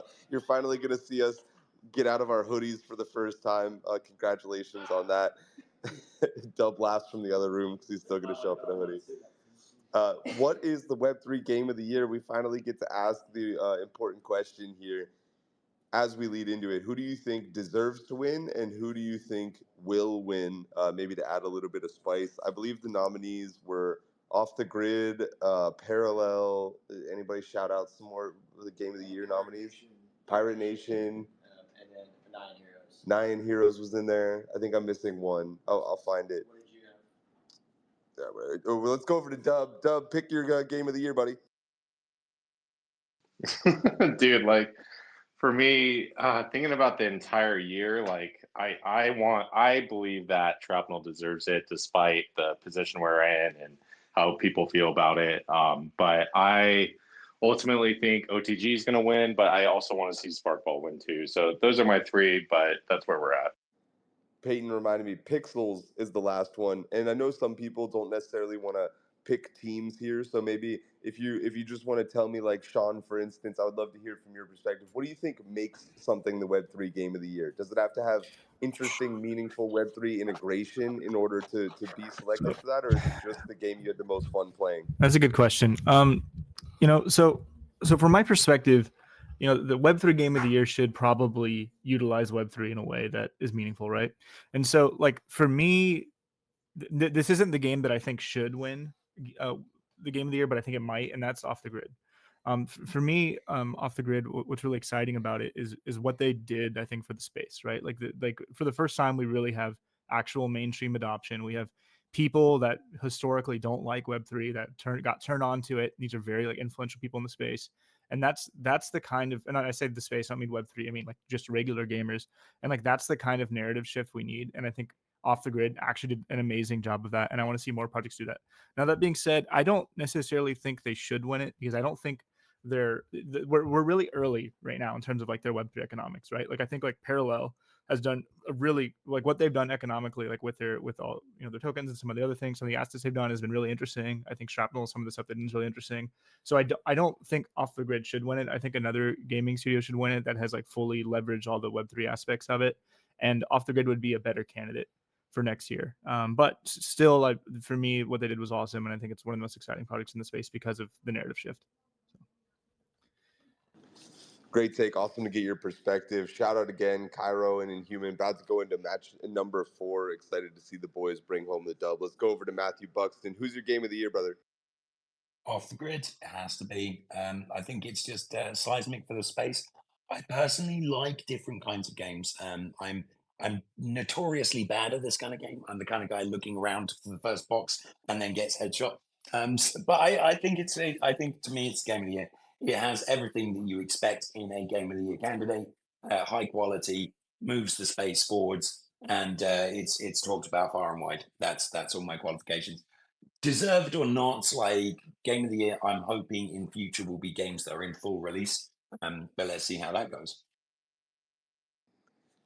I would love to see that as well. Let's go over to Spike next, then we'll tag in Knock. Yeah, I'll name drop 3 games. So I think the one that deserves it is gonna be OTG. They help change the narrative, and like just about every founder I talked to in like the competitive FPS third person shooter space was like, "Yo, we love this as a space. We're moving forward. Narrative shifts. We've seen, you know, Shroud, Tim the Tatman say some amazing things, and like, you know, prior to this year, you couldn't pay a Web2 content creator with any relevancy in Twitch or the overall gaming space, like even play a Web3 game, to let alone play it, talk about the economy, talk about how much fun they're having, and just drop in bomb clips, 100%. Who I think will win is going to be Pirate Nation. We've seen in the past that, you know, incentives is a huge, powerful motivator for a lot of more Web3 players. And like they just dropped season 2. Season 1 was very was an amazing airdrop. You know, it wasn't like, hey, I played 60 hours and made $7. Like I know people in my community that made thousands of dollars. So like they made a lot of life-changing money for people, and it's been a way that they've attracted like a diehard audience. And I think big time, I think it was the year before that, they won like 3 or 4 awards. So I think in terms of the what people, the audience that watches the show, that are voting, are those players. I don't think so much OTG players. I think they're not going to be focusing on the show. They're going to be focusing on this really cool 600K tournament. I'm going to throw in a wild card. One team I really like, and I'm looking at Seabass over here, but I'm a huge fan of Shatterline. I'll actually be working with them, so disclaimer there. But for me, like I love OTG. The one thing that's very limiting is that I run a global community, and not everybody has a 4070 Ti with like the most up to date CPU. Whereas Shadowline, this is something that's like heavily optimized, tons of gameplay, super addicting. So those are my 3 kind of choices. But I'm super excited. I'm gonna be with the Wolves over there. We're gonna be all dressed up. You know, we're gonna clean up nice. So hope to see you guys there. Thanks. It's going to be super fun regardless of who wins, but Knock, who's going to win? Yeah, bear with me here for a second because I'm a battle royale nut. I think the only answer is off the grid here, and for a couple of reasons. The biggest of which probably is the fact that right now, as we're speaking, Mizkith, XQC, Imperial, Howl, Landmark, Scump, Hutch, Nut, Aiden, Sheaf, Willers are playing this game in a massive tournament, and they're all having a ton of fun. I've been watching throughout the tournament. I've been watching them play in the early off the grid campaign that they ran. The general consensus is that this is a really interesting game and it's an innovation on the BR space. We saw it happen with Fortnite in the ability to build and to change the way that you create your experience within the battle royale genre. We saw it with Apex when they bring in hero shooters, and we're seeing it now with off the grid with the limb system. Now, what's interesting to me and the reason why I think that they absolutely deserve game of the year is that the innovation in off the grid when it comes to battle royale is twofold. It comes with the way that the movement works in that game, which is something unlike anything that we've ever seen. We've seen somebody like Hyperspace try it, but it was only a movement innovation and nobody really gave a shit. and the limb system. It changes the way that you interact with the game on a game by game basis. And the beautiful part of that process is that's where Web3 element will be layered in the future. So the actual innovation, the thing that brings fresh life into the BR genre through Off the Grid, is a Web3 component. To me, they've got the most noise, the most polished game in the genre right now, and frankly, probably in the Web3 ecosystem. People from outside of our little bubble are playing it, they're having fun. Anecdotally, I'm having previous talent of mine reach out to me and ask me questions about OTG, something that has literally never happened before. When you're talking about esports professionals reaching out and asking questions about Web3 games, they're doing all of the things right, and core to the gameplay is a Web3 element or will be a Web3 element. To me, it's the only answer, a very clear choice. And that's not to shun some of the other people here. I think Pixels and Pirate Nation have both done incredible things over the course of this year. I think Parallel has been a bastion of Web3 gaming for as long as they've existed. They're going to continue to be one of the biggest players in the space. But it's time for Off the Grid to have its time in the sun. It's been an incredible year. This tournament is a great way to sort of cap it off. And when things go live, we'll see whether or not these Web2 people who are so excited about the game will continue to play when there's a very apparent Web3 element. Let's go over to Park, the man behind Off the Grid. Single-handedly built it himself, I heard. Park, who's your game of the year, bud? Oh man, I was actually going to say Hamster Combat, so this is a little awkward. But now that I'm the self-proclaimed or Sam-proclaimed Off the Grid builder, creator, just chief everything officer, I'm gonna have to go with Off the Grid. I mean, I'm watching Shroud play right now, a Web3 game. I understand the you know, pushback that it's obviously still on testnet, but for all argument's sake, like this is a Web3 enabled game, right? Like that's what we're voting for here, and I think that's deserved of pushing the industry forward. Will they win? I don't know. It's going to be a steep battle, but my money's on Hamster Combat still. Unfortunately, I'm not sure if they made the running. Omar fading the clicker games yet again. Didn't put him in the nominees. I'm sorry to disappoint you, brother. Let's go over to Big Sinjin. Sinjin, who's your game of the year, and what's your qualification for? What are you taking into account here? Last year it was kind of like what game is really playable, and obviously for me that was Parallel. I think for this year, we're still in that phase, but there are, if you're looking at industry impact and what's really a Web3 game, I think probably will win it will be Off the Grid, just for all the reasons that Nog had mentioned. I mean, it was pretty. It's a pretty good showing of what Web3 can be, especially in such a competitive genre. But for me, as I guess a developer's developer, I think it's still Parallel for me that I would pick, and the reason why is because yes, they paid all these streamers, and yes, the game's innovative and so on and so forth. But Parallel's been doing that, in the trading card game space, for the whole year. They've been out there, they've been grinding. They have their tournaments as well. They've had their run-ins with the Hearthstone community, so on and so forth. And they've endured, and they have their Wayfinders, they have their FPS shooter game that they're coming out with. I don't know how good the FPS shooter will be or so on and so forth, but my vote would still be with Parallel, just because they were here with us in the trenches. They've done it the Web3 way. I'd like to see one of our own really make it in that way, and I don't feel Off the Grid is that, in terms of they are doing what they're doing and they're doing their own playbook, and I think it's fantastic. But for this space, I think Parallel is still a torchbearer. That's a fantastic point. I would not be sad to see Koji bring home the back-to-back dubs, even though he slept through Gamified today. The audacity. Let's go over to Dub, then we'll tag in Lem. Yeah, pussy. Wow. Someone's jealous. And that jealous person is actually me, because hearing all the OTG hype and clout, it was like I was telling Sam, dude, like Shrapnel had to walk and trip a couple times for OTG to sprint here and run and flourish. So I just want to see the Game Awards finally be about the entire year and not about the Q3, Q4 moment of hype that happened around it. You're never going to get that as bad as you want it, Dub. The Grammys, the Oscars, they're all seasonal. Everybody releases like 2 months before the awards because even that stuff is all about narrative and hype no matter what. Unfortunately, I don't think that'll ever change. Lems, over to you, bud. Yeah, it's like I said at the start on another question about recency bias. People think about what happened recently, but I also don't think we should be downplaying what Off the Grid has done. Like, they pushed the whole space forward and put things on the map. They made a massive step forward. Like, so I think they will probably take it, and I think there's a lot of deserving games this year. Like, that's a huge step from last year. Last year it was kind of like there was even some of that talk of like, why are we doing game awards when the games aren't really ready? I mean, I was one of those people. I'll put my hand up and say it. I was like, are we premature for this stuff? And now it's like, oh, we have a few games we can actually talk about. Like, I love everything Sinjin said there about Parallel.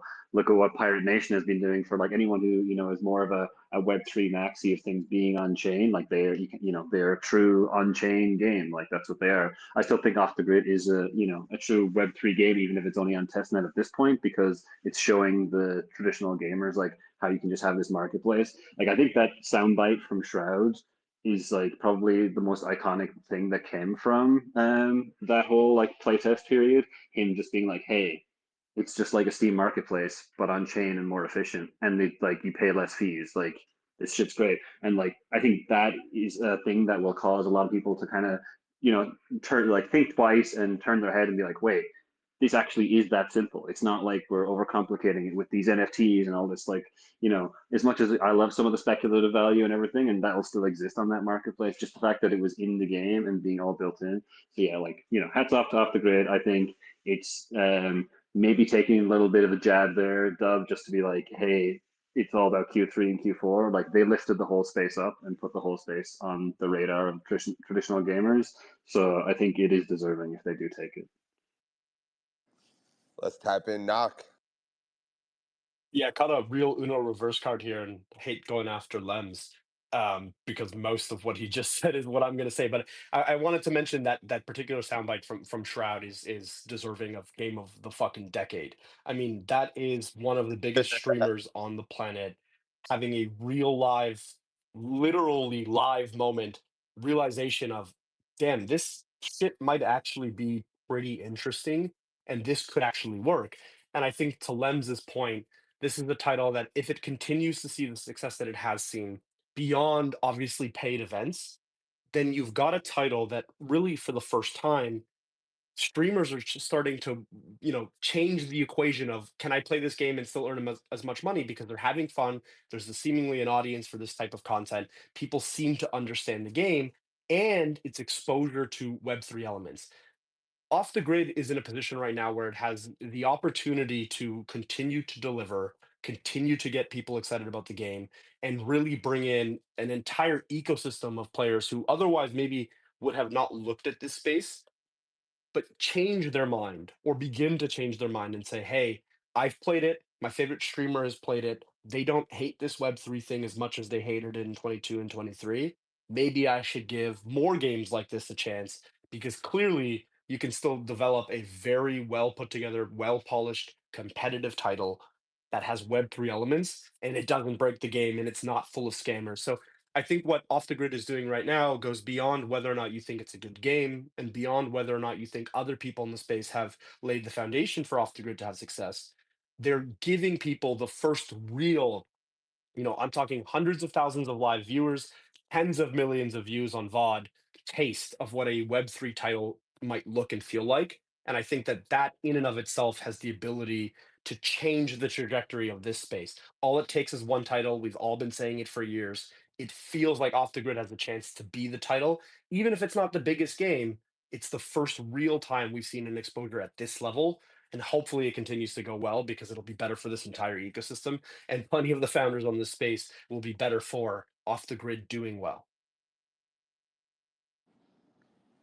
We've picked the game of the year. It's time to pick the panelist of the day. It's for your MVP votes. Matthew Buxton, I'm sending it over to you first, buddy. Who's your MVP of the episode? Who stuck out to you? Oh yeah, I'd have to say it's Nog. It's the guy you just don't want to be after. And partly because he agreed with all my takes. No, he didn't. Nog's great. I'll send it to him. The man was literally in a coma, and he's still smarter than all of us. Knock over to you. Who's your MVP, buddy? Yeah, I'm gonna give it to Sinjin. Personally agreed with literally everything he said about Parallel and why I think that they continue to deserve flowers. I just think right now in this moment, there's somebody shining a little bit brighter. Love Parallel. I think we should look at them as one of the teams that have set up the foundation for success and long-term success in Web3.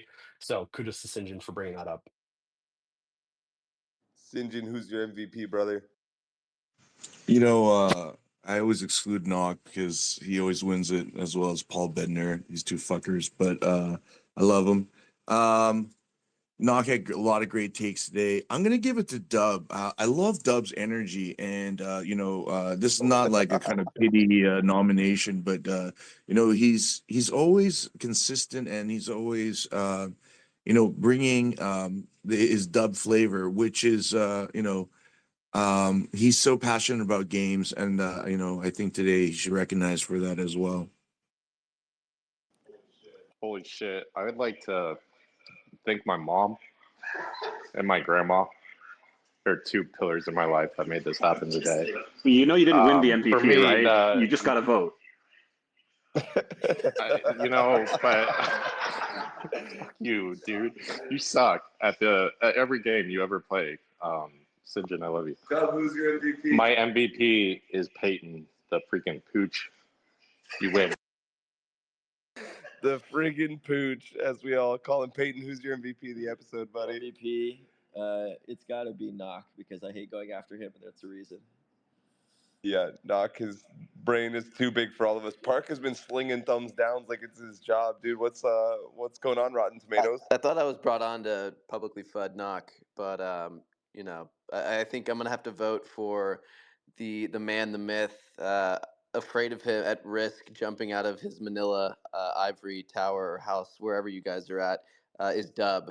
I want to make sure he feels my love and support as a fellow ecosystem partner, and I just think Dub does a lot of great work for just the Web3 games market in general. So shout out Dub, love you, buddy. Peyton just said this is not good for the rest of the week. We got to deal with this ego in the house, boys. He's literally screaming every time he gets a vote.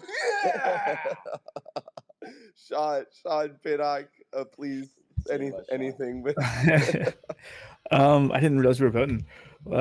Can I give everyone a vote participation trophy? Everyone, great job. But no, seriously.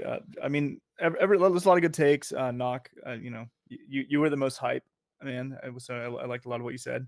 You're getting my vote. So I see some thumbs down going up, but sorry guys. He's getting the MVP tonight, and I was like, Couldn't be me getting love and support from Park ever. Knock, you're our MVP of the episode. Oh, we gotta have Lem's vote too. Lems, over to you, buddy. We got to show some love for Sean Pinnock. We haven't had him on the show in a while. Has some great takes today. Got to have you back again, Sean. appreciate it, man. Great point. Sean would have been my vote as well. Unfortunately, I don't get one, and that means Knock's our MVP. Knock, 60 seconds of FaceTime. What do you want to plug, big dog? I don't want to front run a topic, but I have to mention it. I was so excited to see Doodles' thing on this topic. I want to plug Doodles. I have no assets, but what they're doing with McDonald's is really fucking cool. J Balvin, Travis Scott, Cardi B, Offset, BTS, Doodles. That's the same category of people who have gotten their IP on McDonald's products. You want to talk about mass adoption? Every time my buddy Adam, who works down the street in the financial sector in Toronto, walks to pick up his morning coffee, he's going to grab a coffee cup that's got Doodles branding on it. I don't care whether or not you think the asset price is great. That is a Web3 born IP attached to McDonald's fucking coffee cups. That's what mass adoption looks like. Everybody listening here right now has interacted with McDonald's over the course of the last week. That's pretty fucking cool. Don't like the collection, don't like their assets, don't like that they kind of fucked off. I think it's really cool that they're integrating with McDonald's. I think it's a big deal. And go check out the music video because it's actually a banger. Like, great video and song. Like, if you haven't seen it. Damn. Well, I wish you were here earlier whenever we did that topic, Knock, because that would have changed my opinion. But it's too late. I already solidified it, and I can't change it again. Park, you raised the hand for a second, real quick. Did you want to? I don't know. It was probably a little too late. I was just gonna say half those celebrities are on a Diddy list somewhere, but whatever. Not love you, bud. Dub really likes that joke. All right, as we near the finish line of another epic episode of Gamified, it's time to pay tribute to the unsung hero of the show. It's Avalanche, the official blockchain of Gamified. It's never been easier, cheaper, or more powerful to deploy a layer 1 blockchain. So the future of Web3 gaming is on Avalanche, and it's in your hands. What are you waiting for? If you want to get in touch with the AVAX folks, reach out to me, Coop, Park, or the gang, and tell them Gamified sent you. Appreciate you. Oh, The last teams. we have Cairo. Cairo. Last two teams. Match number 3. Can he bring home the easy dub, easy clap? Go, baby. He's reviving in human. Hands are on his head. Come on, Cairo. Huskers trying to bring it home. Cairo goes down. Let's go, Cairo! Let's go! Let's go! Now come home, boy. Come home to Manila. That's Proud of you. What a way to that's end it. Fuck yeah. dude, you love to fucking see it. Let's go. Congrats to the boys for bringing home Game 3. Let's give a thunderous thank you to our official game. It's Star Atlas, the official game of Gamified and our interstellar sponsor. Star Atlas has spent the bear market building a universe, pushing Web3 boundaries and setting new standards in transparency and player ownership. With Sage, a test bed for their economy, they've already processed 3.2% of all daily Solana transactions, a feat that's no small step in the meme coin world. Star Atlas believes in showing, not telling, so I'm not going to spoil 2025 for you. But go to play.staratlas.com and check out the Golden Carnival. Get involved. And remember, with Star Atlas, you're not just a player, you're a pioneer. And as we bring this wild ride to a close, let's salute our stellar sponsor, StarNet, the ad tech ace leading the charge into a new era. Say goodbye to the greedy gatekeepers and hello to a new network where you call the shots. It's a revolution of revenue, the future of fairness, and the ultimate upgrade to advertising. Bring back control with the official infrastructure of Gamified. Thank you to StarNet, and thank you to our amazing panelists, Sean Pinnock from Avalon. Good luck with the most anticipated game. I think Avalon's got a good chance. Of course, Dub bringing home a couple of MVP votes. This is the peak, brother. It's all downhill from here. Looking for my voters. Park, always an amazing addition to the panel, brother. Love having you every time. Matthew Buxton as well. He's been coming on strong the last few months of Gamified. Appreciate that. My co-host with the co-most, Big Lems. Knock, love having you so much, man. Being back, hoping you can travel with us soon. Wish you were here with us in real life. Spike joining us in real life too, man. Appreciate you, buddy. Appreciate the alpha. Sinjin also rocking the 4 a.m. call time. Appreciate you so much, brother. Thank you, guys. We'll see you back same time, same place next week. I'll be back in America and only completely jet lagged and totally normal.